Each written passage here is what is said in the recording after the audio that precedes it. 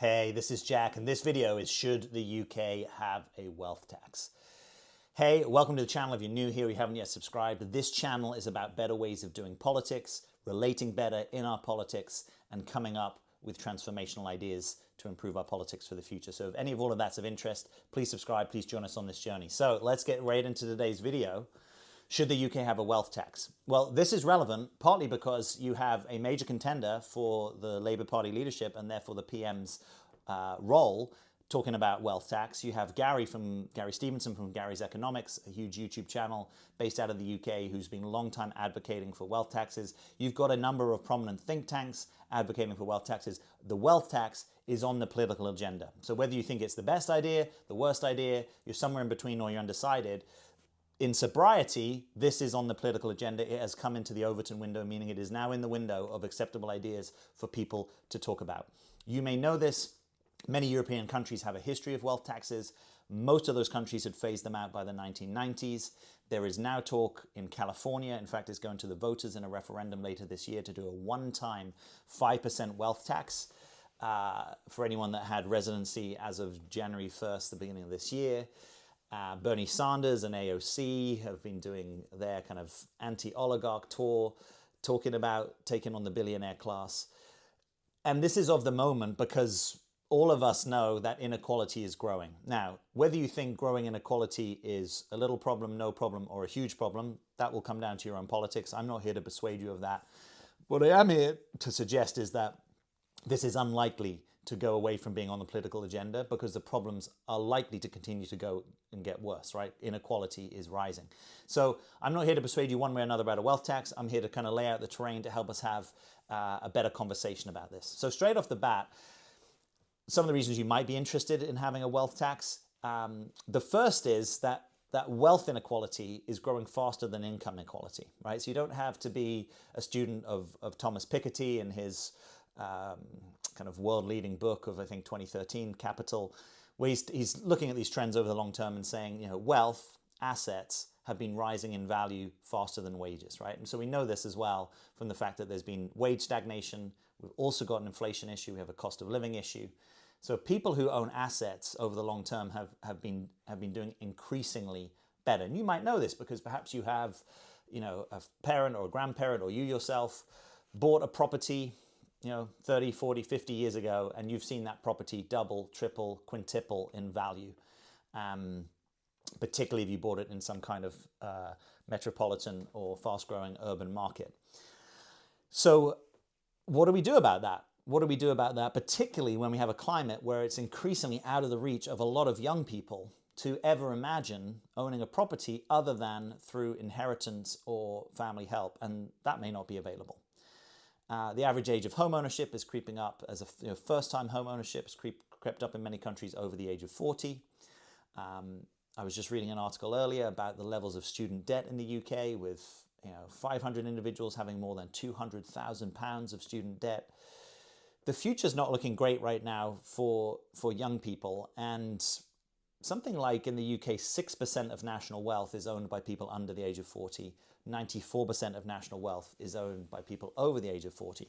So that is something, the kind of intergenerational wealth distribution that has shifted a lot over the last several decades. That's partly why we're also talking about wealth taxes, because the idea of buying a starter home, of family formation, a lot of these things seem beyond the reach of young people. So I think there's many things that are swirling in this background: rising inequality, wealth inequality rising faster than income inequality, having a good job or a job not being the provider of a route to being able to get onto the property market, houses often being considered firstly as assets and not as homes. Buying houses in prime markets like central London, it's really a global asset class. So you've got a lot of this conversation about wealth being disconnected from place. You've got a background of corporations often wanting to reduce their tax burden and pay their taxes in tax jurisdictions that are more favorable. In Europe, that would be something like Ireland or Luxembourg, when we know that the vast majority of Amazon, for instance, revenues are not coming from Luxembourg or Ireland. So that gets me on to one of the main reasons that you might not want to have a wealth tax, which is the difficult nature of implementing it, because you are dealing with a group of actors who are mostly highly global. And you actually don't need to be a wealthy person, or a billionaire to have this kind of global outlook and global possibility of moving to a jurisdiction that's more favorable from a tax or other perspectives, right? So for instance, even at the moment, there's obviously lots of talk about immigration in the Western world, and that's an important conversation. I want to get into that conversation on the channel more with you. What's often not talked about is emigration, right? So from the United States, there's been record levels. Emigration from the United States to Germany is up 60% in the last decade. Mostly because people don't like the politics of the Trump regime, right? Most of the people that have been making those moves. Now, I'm not here in this video to debate the politics of the Trump regime. I'm just to say that is a thing that's happening. There have been record levels of emigration from the UK to places like Dubai, often business owners or often people who are mobile with the way that they create their money. It's not tied to place, and often doing it for a mixture of lifestyle reasons and tax and financial reasons, right? This was the same argument that was happening with Richard Branson back in the day, the founder of Virgin Enterprises, very famous multi-billionaire British entrepreneur, who has been domiciled, has residence in the British Virgin Islands. And again, this is sort of on this edge of, is that lifestyle which he claims, whereas other people would claim maybe it's really about how he structures his tax affairs. It's probably some kind of mix of both. Obviously, the tax implications are not going to be lost on someone like him and his advisors. But this is raising questions. Lewis Hamilton, world champion, British racing driver, tax resident in Monaco. Again, could be a mixture of lifestyle and tax residency reasons, but these things have sort of been thrown up in the public domain. You've had very high-paid comedians finding out that they're not tax resident in the UK. And the reality is that people in the current system are optimizing for their options, right? Whether you like that or not, and perhaps you want to grow that civic conscience that says, hey, if you've made great money in the UK, you should be a committed citizen and pay your taxes here. So the reality is the system is not incentivizing people to do that. This is one of the reasons that a wealth tax is hard to implement. It would be easier to implement if you could have some kind of global coordination that creates a minimum wealth tax in any tax jurisdiction. This would be modeling the kind of idea that has actually been implemented amongst corporation tax, or certainly was being implemented during the Biden era. I'm not sure if the US has actually come out of this now, but the idea was to have a minimum global corporation tax of, originally they wanted 21%. It got dialed back to 15%. But basically to say it doesn't matter wherever you're registered in the world, this is going to be the minimum because all these countries are kind of signing up to it. Now, that takes a lot of political will, and normally not everyone signs up to it, so then people move to the tax havens that don't sign up to it. But this sort of moves us in this direction that really, if global flows of capital and labor are happening, perhaps you need some kind of global system to deal with this. Now, for all the current political movement that is more towards national borders, national sovereignty, this is going to be a different idea to sell. I'm not saying that that is the right direction of travel. What I am saying is if you don't move in that direction, it's very difficult to implement a meaningful national wealth tax because you get flight of CEOs, high-paid entertainers, wealthy business owners, people with inherited wealth, because they're going to move to another tax jurisdiction if that's possible. Now, some of those assets, if you're the Duke of Westminster and you own half of Mayfair, you're not going to pick up that property and move it. But for many people, they can move themselves into a different tax jurisdiction, and they might just limit, they'll come to the UK fewer than whatever that limit is. Maybe it's 180 days in the tax year, so now they come to the UK 179 days a year. They spend the winters abroad, and they aren't subject to UK income taxes, right? They will still make the argument that, hey, we pay sales taxes, we pay payroll taxes, we pay VAT, we pay other forms of tax. So it's not like those businesses aren't providing to the national treasury, but they themselves in their income tax are moving into lower tax jurisdictions. So all of that to say, to me, if you want to be sober about the conversation, you have to talk about the incentives and disincentives, and trying to do something on your own nationally does have the risk of capital flight. Now, I sometimes think the risks of capital flight are overblown, right? So with the Mamdani regime in New York, the new New York City mayor, there hasn't actually been, it seems, the level of wealthy people moving out of the city that was threatened. So often these things are stoked up in the media, but definitely that sentiment and incentive is there for people, and it might depend upon the complexity of how embedded they are in the community, right? Do they still have kids of school age? Are they on the school PTA? How physically versus virtually is their business in its location? How much property do they own, etc. But if you don't have a sobriety about the context, I think you're also going to lose people. And I don't think it necessarily works to sort of shame and appeal to people's sense of fairness, because I think if people had that sense of, it's actually fairer for me to stay in this jurisdiction because this is the community that I'm really benefiting from and contributing to, they probably would already arrange their tax affairs a little differently. I think we have to be realistic about what incentives people live within and how that can and can't constrain their behavior. An alternative to a wealth tax would be something like a land value tax, and I think this is increasingly going to be on the political agenda at the margins at the moment, but it may become more of a mainstream conversation.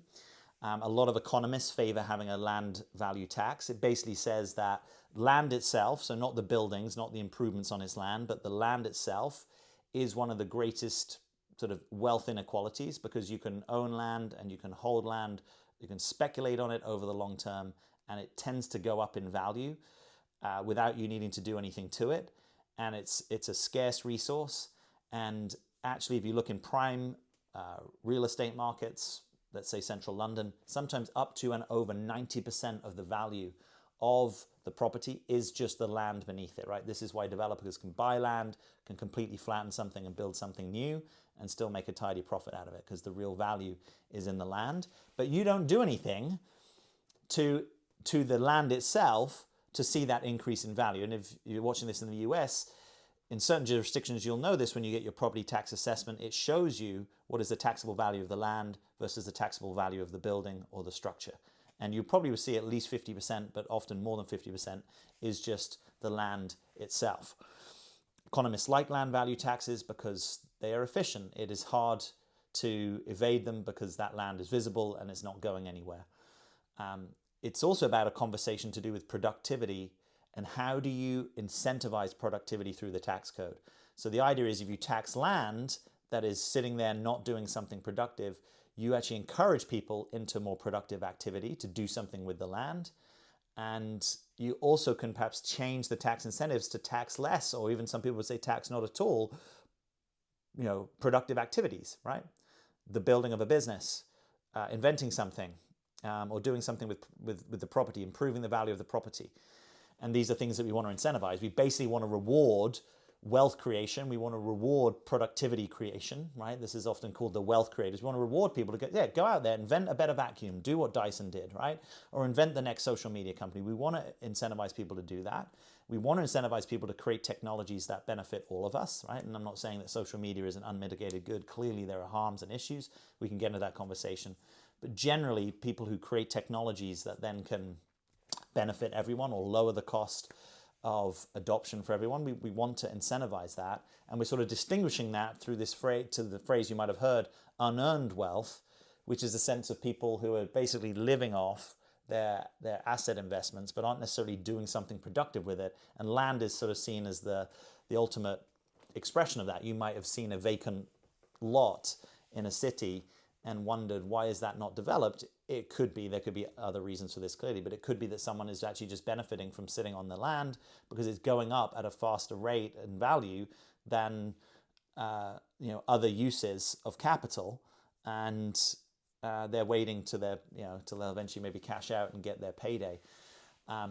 So we can get into land value taxations in other videos, but it's basically saying we're opening up the conversation about how do we have a fairer distribution of resources and ownership in society. And this will just be my last point in this video, is wealth taxes aside, I think there's a whole other conversation to be had, which is sometimes referred to as distribution or pre-distribution, sort of fancy phrases, but they're distinguishing it from redistribution.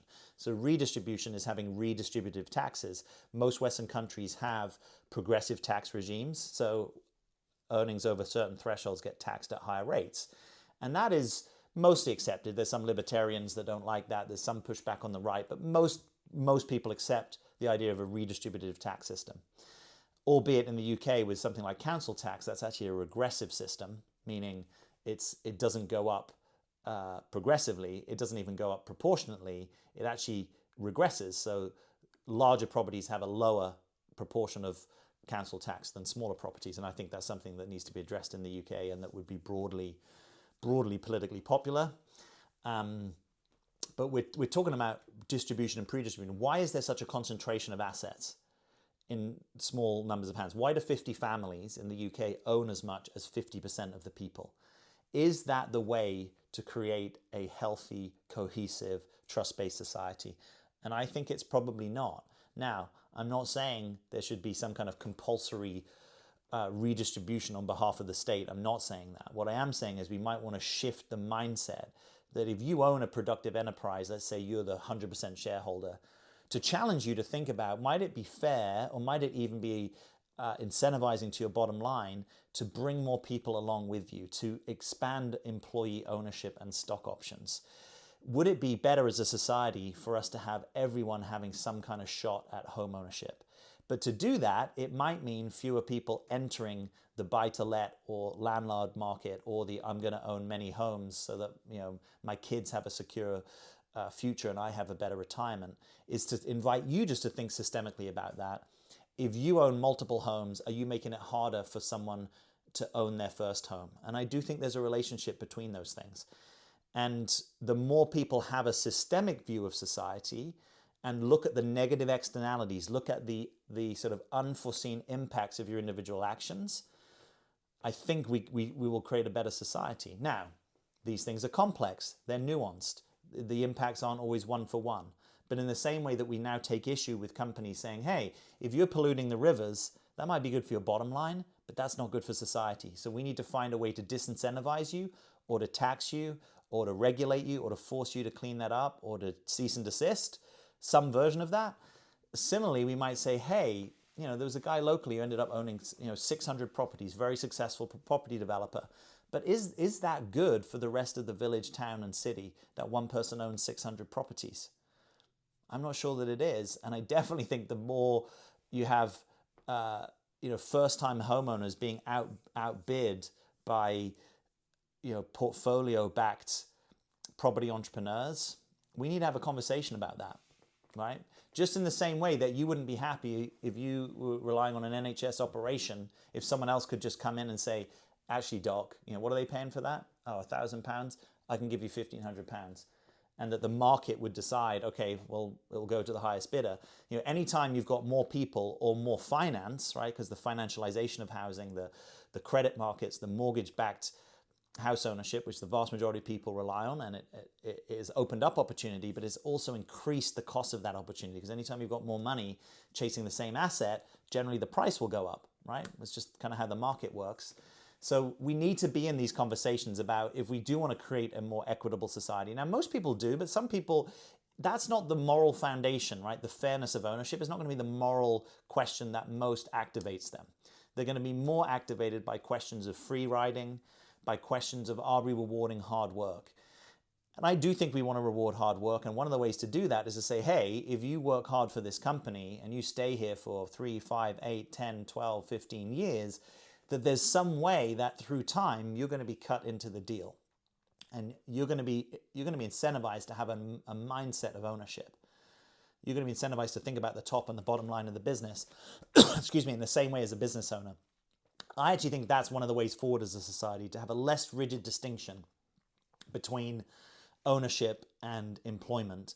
And if you're employed in a company, and it might not be a company, it could be a non-profit, whatever, but there's some way that you have a stake, whether that stake is a voice in the way that that organization is run, or whether that stake is in a business in a literal ownership way, or whether it's creating pathways to have more people own their own home. I think as a society, we're better off if we do that, but we need to think about what are the policies and incentives and tax codes that can help us deliver that. So yes, let's talk about a wealth tax. Let's be sober that it's difficult to deliver. And I think if it's only conversation, that's why I sort of disagree with Gary Stevenson. If that's the only solution you can ever see, I think you're missing something over here, which is about what is the culture of ownership generally, and how do we create a fairer culture of ownership and an expectation that, hey, if you give your best years of your working life to this company, yes, they should cut you into the deal. And that's part of what, in a sense, a union should be fighting for, because it's so set on the traditional distinctions between capital and labor. And I think there are some genuine concerns. I've had people push back on this, saying that if you fight for people to have stock ownership, sometimes you lose out on other forms of benefits, right? So it's now like less likely that in the US someone's going to get healthcare benefit, etc. I don't understand all those dynamics, and I'm sort of sensitive to that, but it seems to me in sort of broad and blunt terms that the more that people who work in the company have representation on the board, have appearances at the annual general meeting, and have an ownership in the company, that company's policies are going to move in a more sort of pro-worker direction. And I happen to think that the more workers and their families are kind of invited to be part of the conversation is probably going to move it more in the direction of a pro-community, pro-social sort of stance, that what's good for workers and their companies might also be generally a bit more in the direction of what's good for the community. But this is a conversation for our time, right? Is this relationship between private business and sort of community impact? Do we want to have more assets, particularly assets that are struggling and run down, back into community ownership? There's a conversation in the UK currently about the possible renationalisation of public utilities. The private companies haven't been seen to do a great job. Thames Water is sort of the poster boy of this at the moment, but lots of issues, it seems, around leakages, around fair charging of customers, around sewage.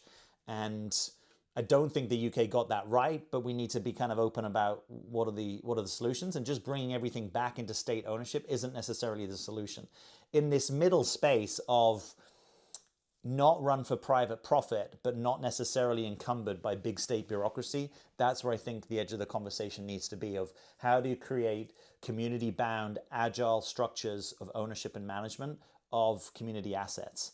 So it might not be that you want more things run by Westminster. That is a big part of the issue, I think, in the UK, is that it's the most centralized Western democracy. Too much stuff is run through Westminster. Too much stuff is run through a cautious civil service and a very cautious treasury. And it's not the same mindset that can deliver national growth, ambitious national projects.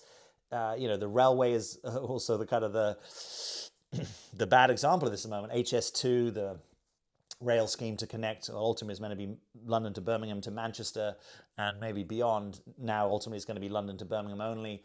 It's hugely expensive and it's hugely inefficient. Everyone knows that. But how do you actually tackle that? How do you create a UK that is capable of nationally ambitious infrastructure projects and that can go make it happen? What is the cultural shift? What is the citizen shift, right? So it's not just what can, to sort of paraphrase JFK, not just what can your government do for you, but like what can you do for your community? That it's not just that these things are sort of outsourced to cautious government employees and the Whitehall bureaucracy, that somehow we've got to share the opportunities and the burdens of government more. That's another form of distribution, more amongst the citizenry. So more people actually feel like, okay, how can I contribute to making my community better? How can I have the voice, the agency, the empowerment, the ingenuity, and the tools to deliver more in my community? That's the UK that I want to fight for, is that kind of empowered citizenry, where you don't just take all your frustrations and project them on the politicians, right? You take your frustrations and you say, how do I get to work? How can I be empowered? And if we need to change the law and the constitution and the city charter to do that, let's be in that conversation. But let's not have you just passively spectating politics from your armchair, effing and cussing and blinding everyone out. Let's have you in your own agency and your own power standing and saying, I want something better for my community and I'm going to roll my sleeves up and organize with other people.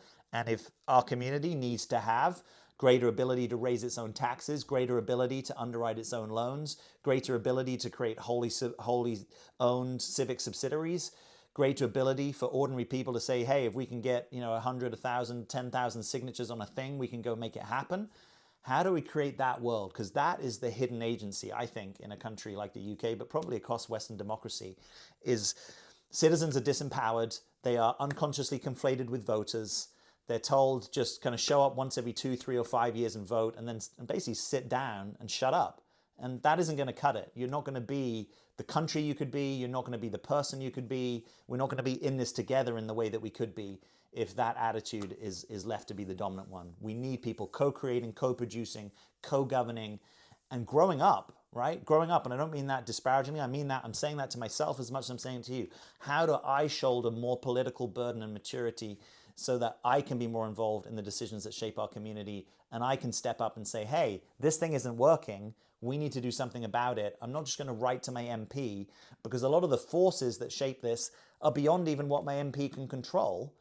A lot of these things we're dealing with the bond market, we're dealing with global competition, we're dealing with wealth creators that could live in other tax jurisdictions, we're dealing with the complexity of information flow. It's going to take the community. I remember being in spiritual retreats, a decade or more ago, and people would say the new Buddha is the Sangha, right? That would be a Buddhist way of saying it. The new Buddha is actually not, it's not a person, it's in the community. And that's how I think we need to think about politics, right? It's not that pick your favorite political leader is going to solve this for us, right? The most I can see, particularly with this move to the right, is political leaders can create a kind of comfort that, hey, they've got it. So you can go on with your life because they've got it. Well, this might be hard to hear, but I don't think they've got it. Right? I don't actually think that the solutions that are being put forward by Nigel Farage in the UK or even Donald Trump in the US, I don't think they've got it. I don't think they can deal with the complexity of this evolutionary and transformational moment. But you and I, and many of us plugged into the conversation, can handle more complexity. It's been shown that citizen assemblies are one way that you can do this because individually we're pretty poor in our reasoning. But if you put people together in the right structure and culture and give them access to the right information and expertise, and you get them to learn issues and do something through time, that people are actually pretty good group reasoners. So we need better group reasoning. Parliament isn't doing that at the moment. It's not completely not doing it, but it's not a place of exceptional group reasoning. It's mostly a place of performance and sophistry and kind of eloquent commentary, but it's not a place where people are actually having to reconcile with some of the difficult trade-offs that your ideology might be getting in the way of. We need spaces that are less driven by the ideology and the party domination and how do I win at all costs, and are more with, yeah, this is a complex situation in a constrained environment with obvious trade-offs. How do we invite more people into that? So you know the constraints, the trade-offs, and the money situation, and then we're coming up with solutions together. So that's part of what I'm fighting for on this channel. I'm not sure that lands with you. I welcome your pushback. Thank you for making it this far in this video. Please leave me a comment. I read them all. Please let me know if there's another topic that you'd like me to take on in the video. And as always, I'm Jack. Thanks for being here.